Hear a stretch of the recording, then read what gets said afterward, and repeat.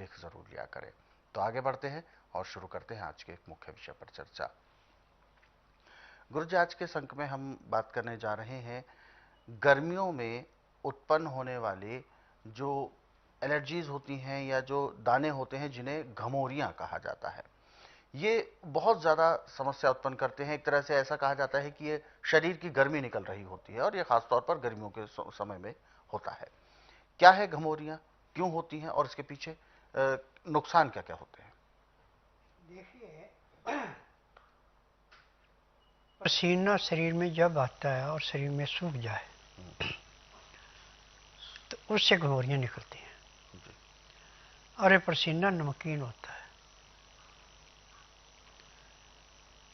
अब terricot, टेरालीन, टेरीबूल, satin, plastic के जितने कपड़े हैं ये पसीने को चूसते नहीं हैं, इससे और भी तेज फैलता है। सूती कपड़े में पसीना कम निकलता है और जो थोड़ा बहुत निकलता है वो ब्लॉटिंग पेपर का काम करता है। सूती कपड़ा उसको चूस लेता है, शरीर पे नहीं सूखने देता। जब पसीना शरीर पे सूखता है तो घमौरियाँ निकलती हैं। अब स्वास्थ्य विचार में इसके लिए बहुत छोटा सा नुस्खा बना रखा है। कच्ची हल्दी को कूट करके उसका रस निकाल लें। जैसे 1 किलो रस आपने निकाला तो उसको उबाली दी, जैसे चाय को देते हैं, और उतार दिया नीचे। अब उसके अंदर 2 किलो शहद मिला दिया और उसको चाहे बोतल में भर कर रख लो चाहे मर्तबान में भर कर, परंतु कांच के होने चाहिए, प्लास्टिक के नहीं। अब ये हल्दी सब बोलते हैं इसको। 4 चम्मच इसके 1 गिलास चाहे नींबू की शिकंजी बनाए, चाहे आप आम का जूस निकालें, चाहे फालसे का जूस ले लें, चाहे आप सादा पानी ले लें।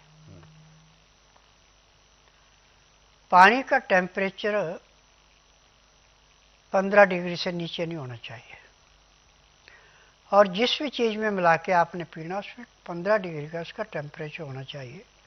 एक ठंडा पानी पीते तो आपको इससे लाभ नहीं होगा।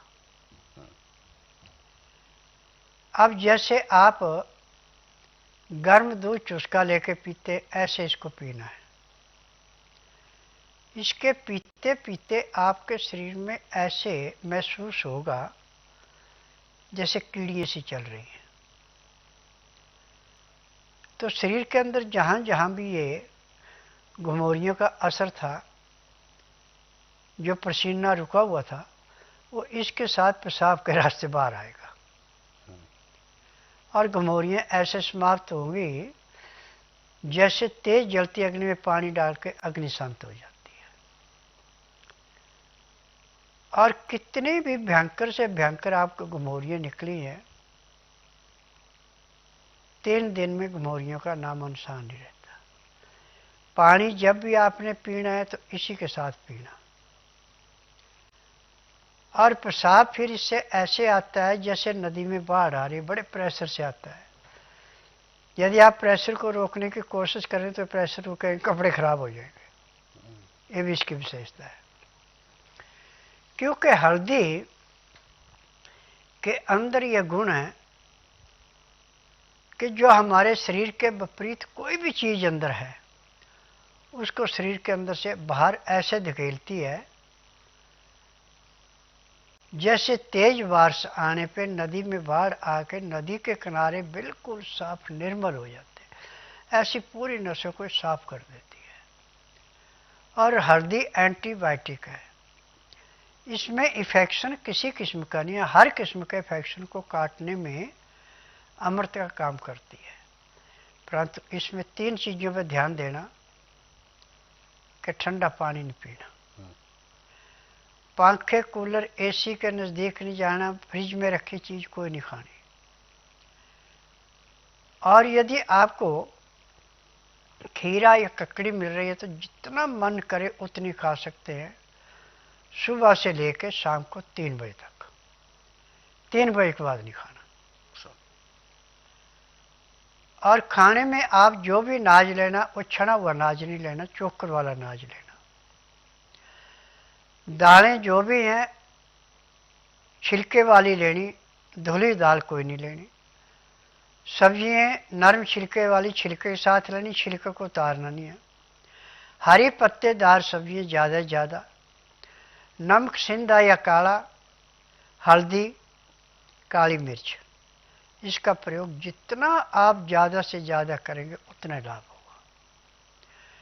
काली मिर्च, सिंधा या काला नमक गमोरियों को ऐसे नष्ट करता है जैसे माचिस की तिल्ली कूड़े करकट के ढेर को समाप्त करती है। अब जो हमारे शरीर में पसीना आता है, इससे जो नमक की कमी पड़ती है उसको तो सिंधा या काला नमक पूरी कर देता है। खून के अंदर जो उसका इन्फेक्शन होता है उसको काली मिर्च पूरा कर लेती है। और हल्दी का